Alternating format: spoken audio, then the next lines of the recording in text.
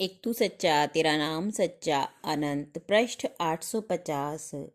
सतपुरुष बाबा फुलसंदे वाले कहते हैं, हे प्रभु, नितांत निर्जन में पड़े पत्थर के समान मेरी एकाकिनी आत्मा थी।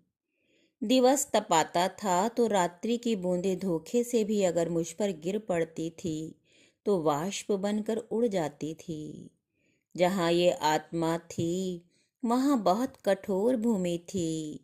ना जाने कैसे तुम्हारे प्रेम की पवित्र मौन गंगा मेरी छायामयी आंखों में उतर आई।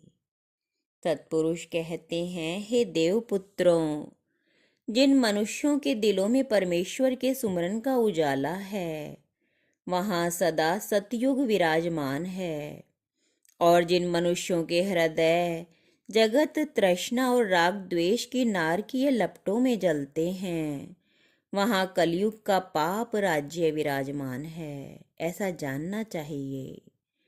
जिनकी वाणी शांतिमय है और गुरु सेवा में जिनका चित्त लगा है वे मानो निरंकार की पवित्र आत्माएं हैं, जो रात दिन उसकी सेवा में लगी हैं।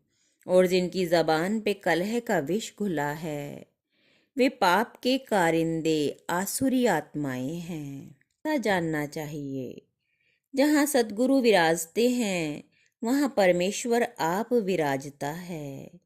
जिनको गुरु की सेवा मिली है उनके भाग खुले हैं। अच्छे भाग्य वाले सज्जन मनुष्यों ने गुरु के संग से मानो अविनाशी ईश्वर के घर को ही पा लिया है। सब में वह एक ही सच्चा है, दूसरा कोई नहीं। उसके सिवा किसके आगे पुकारूं? वही दुखों को दूर करने वाला बख्शनहार है। वही अंत समय में अपने शरणागत जीव को दुर्गति से और भयानक यमदूतों के हाथों से बचाता है।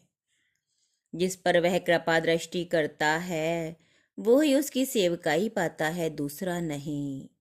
हे परमेश्वर, मुझ पे ऐसी कृपा कर जो रात दिन तेरा ही नाम जपता रहूं।